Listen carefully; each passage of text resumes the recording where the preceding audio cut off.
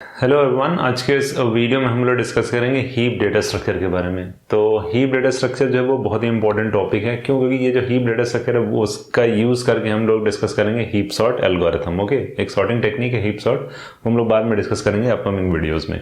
तो इस particular video में हम लोग हीप के बारे में डिस्कस करेंगे। उसके बाद नेक्स्ट टॉपिक जो है वो types of heap, that means max heap, मिन हीप। देन उसके बाद किस तरीके से हीप कंस्ट्रक्ट करते हैं, उसके लिए क्या बिल्ड मैक्स हीप और मिन हीप फंक्शन है। उसके बाद एक फंक्शन उसमें और आता है जो कि है हीपीफाई फंक्शन। तो ये सारी चीज़ें हम लोग डिस्कस करेंगे। पहले डिस्कस करते हैं हीप डेटा स्ट्रक्चर के बारे में।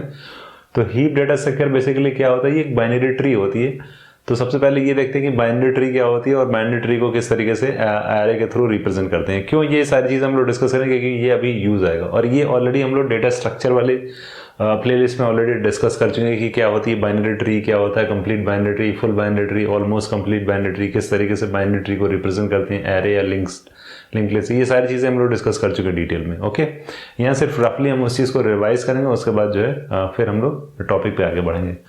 तो सबसे पहले देखते हैं ये आपकी एक बाइनरी ट्री। बाइनरी ट्री क्या बेसिकली क्या होती है, इसकी डेफिनेशन, अगर कोई नोड है तो उसके एटमोस्ट कितने चिल्ड्रन हो सकते हैं, 2 चिल्ड्रन। ओके, तो अगर इस पर्टिकुलर नोड को देखें तो इसके कितने चिल्ड्रन, 2, इसके 2 और इसके 2, और लास्ट वाले जितने भी नोड है लीफ नोड जिसका कोई भी चिल्ड्रन नहीं होता है, तो एटमोस्ट 2 चिल्ड्रन का मतलब आइदर 0, 1 और 2। ओके, ये 3 कंडीशन होती है। तो अब इसको किस तरीके से एरे में रिप्रेजेंट करते हैं, तो सिंपली क्या करेंगे, level wise left to right चलते चले जाएंगे और इसकी एंट्री फिल करते जाएंगे। That means first element A, next one is B, next one is C, D, E, F and G. Okay, तो ये हो गया इस ट्री का इस बाइनरी ट्री का एरे रिप्रेजेंटेशन। नेक्स्ट ए को उठाया यहाँ कॉपी कर दिए, बी को उठाया कॉपी कर दिया, नेक्स्ट सी को उठाया यहाँ कॉपी कर दिया। उसके बाद यहाँ आएंगे तो यहाँ क्या आ रहे हैं, यहाँ मिसिंग है। क्या बी का कोई लेफ्ट चिल्ड्रन है? नहीं। बी का राइट चिल्ड्रन कोई भी नहीं है, यानी बी का ना तो लेफ्ट चिल्ड्रन प्रेजेंट है ना तो राइट चिल्ड्रन। तो लेफ्ट टू राइट अगर आएंगे तो इसको भी कंसिडर करते हुए आएंगे, तो यहाँ 2 हम लोग ब्लैंक, यहाँ एक तरीके से ब्लैंक या नल हम यहाँ सब्स्टिट्यूट कर देंगे। ओके, और उसके बाद डी है यहाँ लिख दिया, ई है यहाँ पे लिख दिया। नेक्स्ट ये देखते हैं, उसके बाद सबको अभी हम कंक्लूड करेंगे।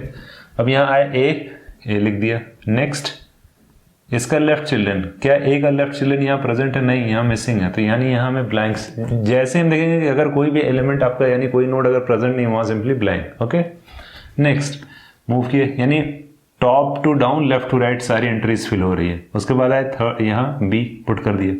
उसके बाद आएंगे नेक्स्ट, क्या इसका लेफ्ट चिल्ड्रन प्रेजेंट है? नहीं, ना तो इसका लेफ्ट चिल्ड्रन ना तो राइट चिल्ड्रन है, तो यहाँ भी ब्लैंक है, यहाँ भी ब्लैंक है। ओके, उसके बाद क्या होगा, अब नेक्स्ट एलिमेंट क्या होगा, बी का लेफ्ट चिल्ड्रन, क्या यहाँ प्रेजेंट है? नहीं, तो इसलिए यहाँ भी ब्लैंक पुट किया। ओके, देन उसके बाद सी आए, यहाँ सब्स्टिट्यूट कर दिया। नेक्स्ट आते हैं, अभी आपका ए है, यहाँ सब्स्टिट्यूट कर दिया, बी इधर, सी यहाँ पे, लेफ्ट डी। उसके बाद कोई भी एलिमेंट नहीं है तो और हम यहाँ सब्स्टिट्यूट नहीं करेंगे। तो अब इसको कैसे वेरीफाई करेंगे ये जो कंस्ट्रक्शन हुआ है यानी रिप्रेजेंटेशन है वो सही है, उसके लिए ये फॉर्मूला है। अगर कोई भी एलिमेंट है तो उसका कोई ना कोई इंडेक्स होता है, और यहाँ हम जो एरे की इंडेक्सिंग है वो 1 से स्टार्ट। जनरली क्या होता है, प्रैक्टिकली एरे की जो इंडेक्सिंग होती है वो 0 से, बट हम यहाँ थ्योरेटिकली 1 से एज्यूम किया क्योंकि ये ईजी होगा एक्सप्लेन करना। सो अब यहाँ एक एलिमेंट सेलेक्ट कर लेते हैं। वो सपोज दैट हमने एक एलिमेंट ले लिया 2, ओके, यानी बी एलिमेंट लिया, इसका इंडेक्स क्या है 2, तो इसका इंडेक्स जो है वो आपका 2 है।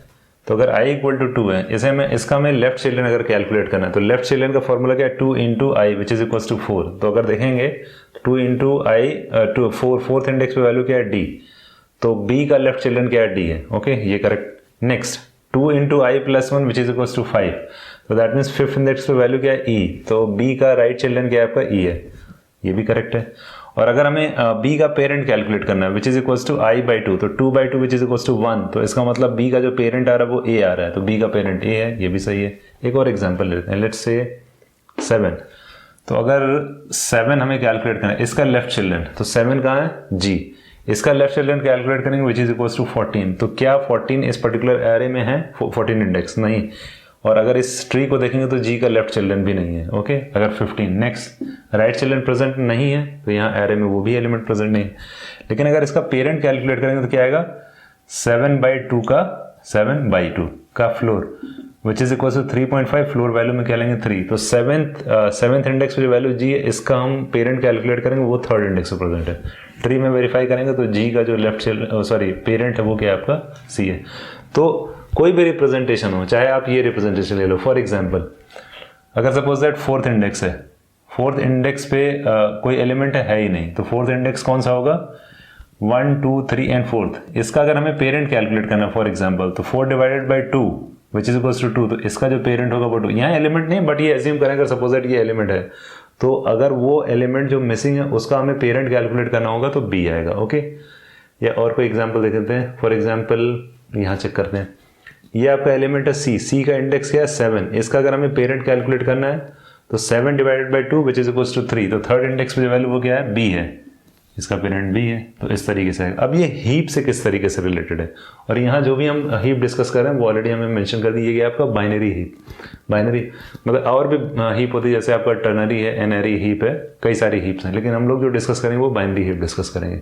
अब बाइनरी हीप बेसिकली क्या होती है, बाइनरी हीप जो होती है वो होती है आपकी बाइनरी ट्री, यानी बाइनरी हीप को हम ट्री के फॉर्म में रिप्रेजेंट करते हैं और वो ट्री क्या होगी आपकी बाइनरी ट्री होगी। बट बाइनरी ट्री में क्या सारी ट्री होगी, नहीं, बाइनरी ट्री में सिर्फ दो तरह की हम ट्री को अलाउ करेंगे, एक है कंप्लीट बाइनरी ट्री, दूसरा है ऑलमोस्ट कंप्लीट बाइनरी ट्री या नियरली कंप्लीट बाइनरी ट्री। ये क्या है इसको हमें समझना है। ओके, तो कंप्लीट बाइनरी ट्री की जो डेफिनेशन होती है, तो यहाँ एक एग्जाम्पल में इसको हमने लिया, ये आपकी कंप्लीट बाइनरी ट्री, यानी हर एक लेवल को अगर देखें, इस लेवल पे मैक्सिमम कितने एलिमेंट हो सकते हैं 1, इस लेवल पे कितने एलिमेंट हो सकते हैं मैक्सिमम 2 ओनली, इस पर्टिकुलर लेवल पे अगर देखें तो कितने हो सकते हैं 4, नेक्स्ट लेवल पे कितने हो सकते हैं 16। तो अगर हर एक लेवल पे मैक्सिमम कैपेसिटी है नोड की, तो वो क्या होगी आपकी complete binary tree. That means all levels are completely filled, that means complete binary tree. क्या ये आपका कंप्लीट बाइनरी ट्री है? नहीं। क्यों? क्योंकि ये आपका क्या है, ये तो फिल्ड है 1 एलिमेंट, यहाँ 2, लेकिन इस लेवल पे 4 होना चाहिए और 4 होना चाहिए, तो यहाँ 2 मिसिंग है, तो ये तो कंप्लीट बाइनरी ट्री नहीं होगी। अभी ऑलमोस्ट कंप्लीट बाइनरी ट्री उस पर्टिकुलर एग्जांपल समझेंगे, फिर यहाँ है कि क्या ये आपकी ऑलमोस्ट है कि नहीं है। क्या ये कंप्लीट बाइनरी ट्री है? नहीं, क्योंकि यहाँ क्या है एलिमेंट्स मिसिंग है। क्या ये कंप्लीट बाइनरी ट्री है? नहीं है। ये तो आपका कंप्लीटली फिल्ड है, यहाँ कंप्लीटली फिल्ड है, लेकिन लास्ट लेवल पे यहाँ एलिमेंट्स मिसिंग है, तो ये आपका कंप्लीट बाइनरी ट्री है, लेकिन ये ऑलमोस्ट कंप्लीट बाइनरी ट्री है। अब ये हमें समझना है कि ऑलमोस्ट कंप्लीट बाइनरी ट्री क्या होती है। हम टॉप से बॉटम तक आ रहे हैं, इस लेवल पे सारे एलिमेंट हैं, यानी मैक्सिमम कैपेसिटी। तो फर्स्ट लेवल पे, यानी ये जो आपका रूट लेवल होता है उसमें मैक्सिमम एक ही एलिमेंट हो सकता है क्योंकि बाइनरी ट्री। नेक्स्ट लेवल पे 2 एलिमेंट, यहाँ कितने हो सकते हैं 4। बट अगर हम इसको फिल करते हैं from top to bottom, left to right अगर फिल कर रहे हैं, तो इसको हम क्या कहेंगे ऑलमोस्ट कंप्लीट बाइनरी ट्री। यहाँ लास्ट लेवल पे हो सकता है एलिमेंट मिसिंग हो, फिर भी हम इसको ऑलमोस्ट कंप्लीट, ये कंप्लीट बाइनरी ट्री होगी, ट्री नहीं होगी, ये क्या होगी आपकी ऑलमोस्ट कंप्लीट बाइनरी ट्री। अब देखते हैं इस एग्जांपल को, क्या ये आपकी ऑलमोस्ट देखो कंप्लीट तो ये है नहीं। ओके, दैट मीन्स ये आपकी कंप्लीट बाइनरी ट्री है, और कंप्लीट बाइनरी ट्री को ऑलमोस्ट कंप्लीट बाइनरी ट्री भी कह सकते हैं। Okay, both are same. ये आपकी कंप्लीट बाइनरी ट्री है? नहीं। क्या ये ऑलमोस्ट कंप्लीट बाइनरी ट्री है? ये इंटरेस्टिंग है। ऑलमोस्ट कंप्लीट बाइनरी ट्री में ये आपकी इस लेवल पे सारे एलिमेंट है, देन इधर से आएंगे लेफ्ट टू राइट, इस पे ये भी एलिमेंट है, ये भी एलिमेंट, नेक्स्ट पे आएंगे लेफ्ट टू राइट। तो जैसे ही पता चला यहाँ एलिमेंट है ही नहीं, भले इसके राइट में एलिमेंट्स हों, ये आपकी ऑलमोस्ट कंप्लीट बाइनरी ट्री भी नहीं होगी। मतलब हम टॉप से बॉटम आएंगे और लेफ्ट टू राइट फिल करेंगे, राइट टू लेफ्ट या कहीं और से स्टार्ट नहीं करेंगे। अगर यहाँ एलिमेंट इस तरीके से होता है, फॉर एग्जाम्पल ये एलिमेंट ऐसे नहीं होते, और यहाँ बी का कोई एक सपोज दैट यहाँ एलिमेंट होता है, फॉर एग्जाम्पल सी डी, और यहाँ ई होता है। ओके, और यहाँ भी एफ होता है फॉर एग्जाम्पल, यहाँ लास्ट वाला भले मिसिंग होता है, लेफ्ट टू राइट इसको फिल करते जा रहे हैं, तो इसको फिल किया, इसको फिल किया, इसको फिल किया, कंप्लीट बाइनरी ट्री है, बट ये ऑलमोस्ट कंप्लीट बाइनरी ट्री है। ओके, सपोज दैट इस एलिमेंट को अगर मिस कर देते, लेफ्ट टू राइट फिल किए, यहाँ ये एलिमेंट है, बट यहाँ एक मिसिंग मिल गया, इसके बाद एलिमेंट आ रहा है, तो इसका मतलब ये ऑलमोस्ट कंप्लीट बाइनरी ट्री नहीं होगी। ये ना तो कंप्लीट बाइनरी ट्री है, ना ही ऑलमोस्ट कंप्लीट बाइनरी ट्री है। ओके, क्यों? क्योंकि इस लेवल से इस लेवल पे है, यहाँ पहला ही हमें मिसिंग एलिमेंट मिल गया, तो इसका मतलब ये ऑलमोस्ट कंप्लीट बाइनरी ट्री नहीं है। ये आपकी ऑलमोस्ट कंप्लीट बाइनरी ट्री, ये ऑलरेडी डिस्कस कर चुके हैं। मतलब ये होगा कि कोई भी अगर आपको बाइनरी ट्री गिवन है, उसको हीप तभी कहेंगे या तो वो कंप्लीट बाइनरी ट्री हो या तो ऑलमोस्ट कंप्लीट बाइनरी ट्री हो। एक एग्जांपल और देख लेते हैं। क्या ये आपकी ये एलिमेंट, यहाँ एलिमेंट्स कुछ लिखे हुए हैं, क्या ये आपकी कंप्लीट बाइनरी ट्री? नहीं, क्योंकि हर एक लेवल कंप्लीटली फिल नहीं। कंप्लीट बाइनरी ट्री अगर हम 3 लेवल का देखें तो सिर्फ यही आएगा। अगर मान लो 4th लेवल का देखते हैं तो यहाँ एलिमेंट्स आ जाते सारे, तब ये कंप्लीट होता। ओके, मतलब ये नोड होते सारे। क्या ये आपका कंप्लीट है? कंप्लीट तो नहीं। ऑलमोस्ट कंप्लीट देखते हैं, पहले लेवल पे लेफ्ट टू राइट गए, सारे एलिमेंट मिल गए, सेकेंड लेवल पे गए तो पता चला इसका राइट एलिमेंट मिसिंग है। जब तक हम इस लेवल को कंप्लीटली फिल नहीं कर सकते, नेक्स्ट लेवल पे नोड को ऐड नहीं कर सकते। Okay, almost complete binary tree में। तो इसका मतलब ना तो ये कंप्लीट बाइनरी ट्री होगी और ना ही ऑलमोस्ट कंप्लीट बाइनरी ट्री होगी। ओके, तो ये था बेसिक डेफिनेशन। तो हीप यानी बाइनरी हीप की डेफिनेशन क्या है? बाइनरी हीप जो होगी वो बाइनरी ट्री होगी, और उस बाइनरी ट्री में रिस्ट्रिक्शन क्या है? या तो वो कंप्लीट होगी या तो वो ऑलमोस्ट कंप्लीट होगी। अगर वो ऑलमोस्ट कंप्लीट है तो भी हम उसको क्या कहेंगे? बाइनरी हीप कहेंगे, और अगर कंप्लीट है तो भी हम उसको बाइनरी हीप कहेंगे। अगर इस रिप्रेजेंटेशन से देखें फॉर एग्जांपल, तो कौन कौन से स्ट्रक्चर को हम बाइनरी हीप कह सकते हैं? अगर इस पर्टिकुलर रिप्रेजेंटेशन को देखें, क्या यहाँ कोई ब्लैंक है? नहीं, तो इसका मतलब ये क्या है? आपका बाइनरी हीप है। क्या यहाँ पे कोई ब्लैंक? ये प्रीवियस केस था, उसको हमने मॉडिफाई कर दिया, बस प्रीवियस केस आई थिंक आपने नोट किया होगा, तो उससे वेरीफाई कर लो।